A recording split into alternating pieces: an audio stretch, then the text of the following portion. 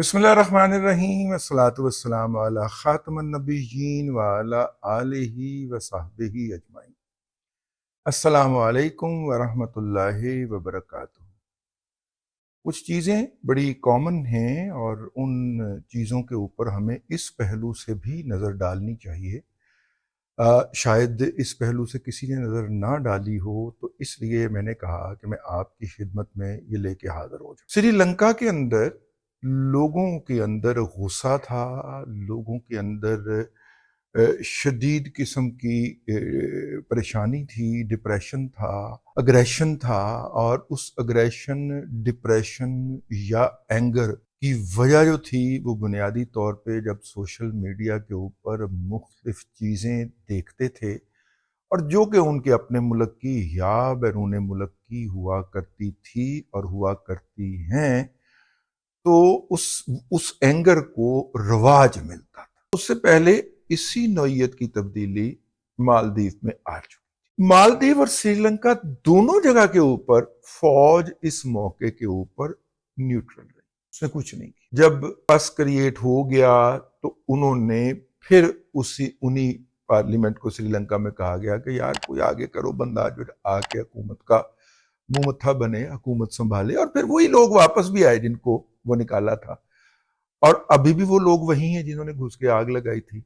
लेकिन वो एक बॉयल अप था, सोशल मीडिया का बॉयल अप, और ब्लास्ट हो गया, और उसके बाद चीजें फिर वापसी पे आ गई। बांग्लादेश में जब मौजूदा आर्मी चीफ, जो कि हसीना वाजिद की कजन के दामाद हैं या कजन के हस्बैंड हैं, कोई इस तरह का है, इनको चीफ लगाया उन्होंने, तो वो बहुत मुतमईन थी कि बस अब मैंने इक्तदार के सारे कोने कवर कर लिए। तो फिर सोशल मीडिया के ऊपर, हालांकि प्राइवेट मीडिया पे पाबंदी थी बांग्लादेश में और है, लेकिन सोशल मीडिया लोग ऐप शैप लगा के वो क्या होता है जी, वीपीएन लगा के देखते थे, तो उसके ऊपर एक बॉयल अप होना शुरू, बॉयल अप होना शुरू, बॉयल अप होना शुरू हुआ। फिर लोगों ने कंपेयर किया कि जब हम मगरबी पाकिस्तान का हिस्सा थे तो क्या थे, और अब हम मगरबी पाकिस्तान से हट के भारत के दुमछला बने हुए हैं तो क्या है। फिर लोगों के अंदर बॉयल होना शुरू। वो जमात इस्लामी जिसके 80-80 साल के कायदीन को फांसी की सजा दी गई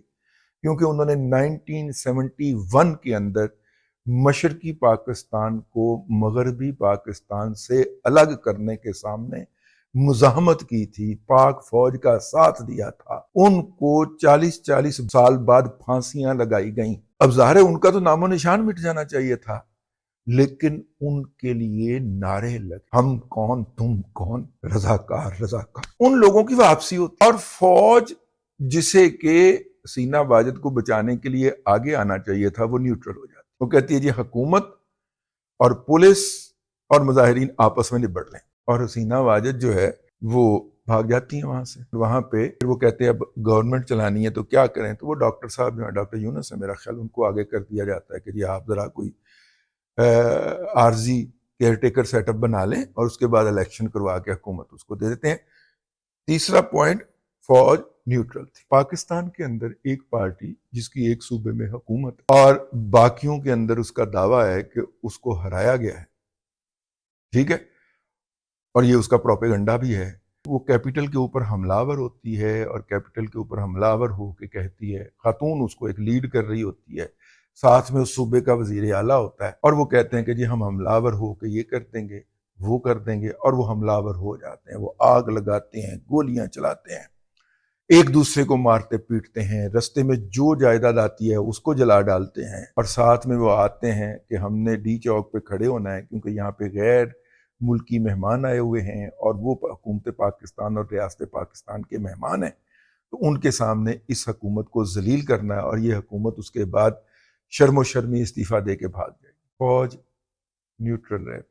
नेपाल के अंदर क्या होता है, नेपाल के अंदर होता है कि सोशल मीडिया की पैदा की हुई नस्ल और पैदा किए हुए अजहान काठमांडू के अंदर हमलावर होते हैं। रियासत के जितने सिंबल हैं, ऐवान सदर, वजीर आजम, पार्लियामेंट हाउस, सुप्रीम कोर्ट और जितने दफातर हैं, उनको आग लगाती है, और 24 घंटे के बाद उस नस्ल का कोई नामो निशान नहीं होता।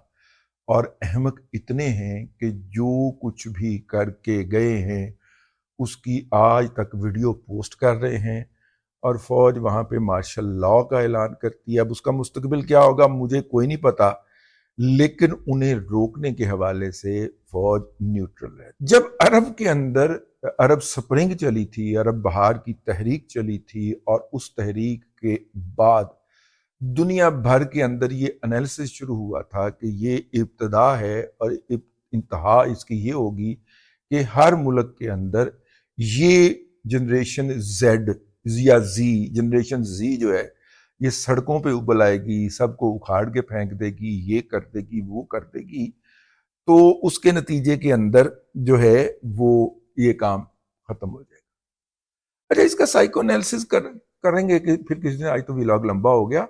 سائیکو انالیسس اس کا کیا ہے؟ پرانے زمانوں کے اندر یہ جو مختلف میلے ٹھیلے رکھے جاتے تھے کہ جوان اور بچے جائیں وہاں پہ، ناچ گانا کریں، گھوڑ سواری کریں، گیمیں کریں، اپنا وہ ڈپریشن نکالیں۔ جب سے سوشل میڈیا آیا ہے یہاں پہ آبادی میں اضافے کے باعث تو آپ کو ایکسپو لاہور کے اندر میں دیکھتا رہتا ہوں، ہر ہفتے مختلف قسم کی نمائشیں لگتی، اور کبھی کبھار میں چلا بھی جاتا ہوں، مہینے 2 مہینے کے بعد ایک چکر گزرتے ہوئے، چلو یار دیکھتے ہیں کون سی ایکسپو لگی ہوئی۔ خالی پڑے ہوتے ہیں سٹال خالی پڑے ہوتے ہیں، لوگ نہیں ہوتے، ایک دو لوگ خال پھر رہے ہیں۔ ٹھیک ہے، یہ پرانے وقت کے میلے ٹھیلے ہی تھے نا جو اب ہیں۔ ایکسپو سینٹر کے باہر بھی بہت جگہ ہے، وہاں پہ بچوں کے لیے کوئی جھولے لگائے جا سکتے ہیں، کوئی بچوں کے لیے آؤٹ ڈور انٹرٹینمنٹ کوئی ضرورت نہیں ہے۔ یہ جو موبائل تک محدود ہو کے بیٹھ گئے ہیں نا اینکیں لگا کے، یہ والی نسل جو ہے نا اس کو جنریشن زی کہا جاتا ہے، اور یہ جنریشن زی جو ہے یہ دنیا میں کیا تباہ کاری لا رہی ہے اس کا آپ اندازہ کریں۔ تو جنریشن زی پاکستان میں کیوں کامیاب نہیں ہو سکی اور باقی جگہوں پہ کامیاب کیوں ہو گئی، یہ ایک اور موضوع ہے، پھر اس پہ کسی دن بات کریں گے، لیکن اس پہ ہمیں بات کرنا شروع کرنی چاہیے۔ اب تک کے لیے اتنا ہی، اگلے ولاگ کے اندر پھر حاضری ہوگی۔ اللہ تبارک و تعالیٰ آپ کو آسانیاں عطا کرے اور آسانیاں خلق خدا میں تقسیم کرنے کی توفیق عطا کرے۔